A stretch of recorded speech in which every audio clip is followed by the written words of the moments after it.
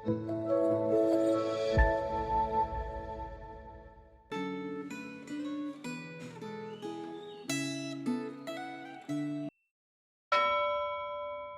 rekan-rekan yang terkasih di dalam Tuhan. Mari saat ini kita berhenti sejenak dari kesibukan yang kita lakukan, supaya kita benar-benar fokus mendengarkan apa yang ingin Tuhan sampaikan lewat firman-Nya hari ini. Kita berdoa. Tuhan, berkati perenungan firman-Mu yang akan kami dengarkan hari ini. Kiranya kami boleh memperoleh berkat lewat firman Tuhan, sehingga kami boleh semakin serupa dengan Engkau. Terima kasih Bapa, di dalam nama Tuhan Yesus kami berdoa. Amin. Bapak Ibu Saudara, kita akan membaca firman Tuhan dari kitab 1 Tawarik 27, para pembantu pemerintahan Daud. Saya bacakan ayatnya yang pertama. Inilah orang-orang Israel menurut daftar para kepala kaum keluarga, para kepala pasukan 1000 dan pasukan 100, serta para petugas yang melayani raja dalam segala hal mengenai kelompok yang bertugas dan yang libur, bulan demi bulan sepanjang tahun. Setiap kelompok berjumlah 24.000 orang.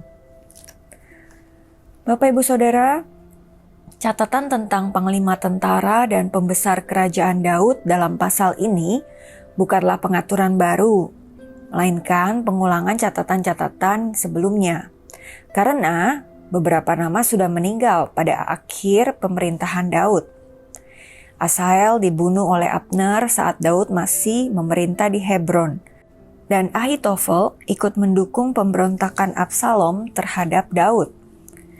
Sejak zaman Musa, setiap kegiatan bangsa Israel secara nasional selalu melibatkan kedua belas suku, baik secara bersama-sama atau secara bergiliran.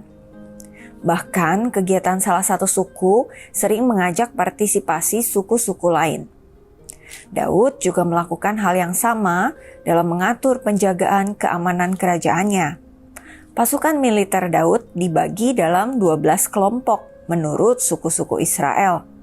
Mereka bertugas secara bergiliran, masing-masing 1 bulan dalam setahun. Setiap kelompok berjumlah 24.000 orang, maka jumlah totalnya adalah 288.000 orang. Mereka ini adalah pasukan reguler yang menjaga keamanan negeri pada saat damai. Nah, pada situasi perang, ada pasukan milisi rakyat yang akan dikerahkan. Jumlah pasukan reguler ini kira-kira 1/5 dari catatan Yoab saat pendaftaran orang Israel yang diperintahkan Daud. Ketika Yoab melaporkan hasil perhitungan kepada Daud, dia menyebutkan ada 1.570.000 orang yang sanggup berperang. Penulis mencatat nama para kepala suku, yaitu pemimpin sipil yang membantu raja dalam urusan administrasi pemerintahan yang menyangkut suku masing-masing. Para pemimpin ini tidak harus satu pemimpin untuk satu suku. Suku Lewi punya 2 pemimpin, masing-masing untuk kelompok imam dan untuk orang Lewi bukan imam. Kelompok imam adalah keturunan Harun yang pada masa Daud dipimpin oleh Zadok. Manasye mempunyai 2 pemimpin karena mereka terbagi dalam 2 wilayah kediaman, di sebelah barat dan di timur Sungai Yordan. Ada 2 suku yang tidak tercatat di sini, yaitu suku Asher dan Gad. Mungkin penulis tidak memiliki data tentang kedua suku itu. Selanjutnya, penulis menuliskan daftar pengurus harta Daud. Ada pengawas ladang, ada yang mengawasi persediaan makanan, pengawas kebun anggur dan pabrik pengolahannya, serta ada juga pengawas ternak. Bapak Ibu Saudara, cara mengatur pemerintahan memperlihatkan bahwa Daud itu penuh hikmat dan pandai mengelola. Dalam daftar pengurus harta, terlihatlah keahlian Daud.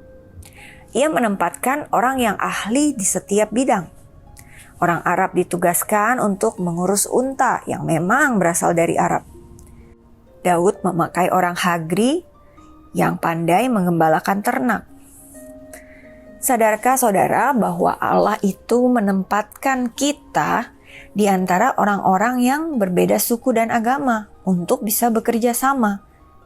Terlepas dari perbedaan yang ada, dengan semangat saling menghargai untuk mencapai hasil yang maksimal.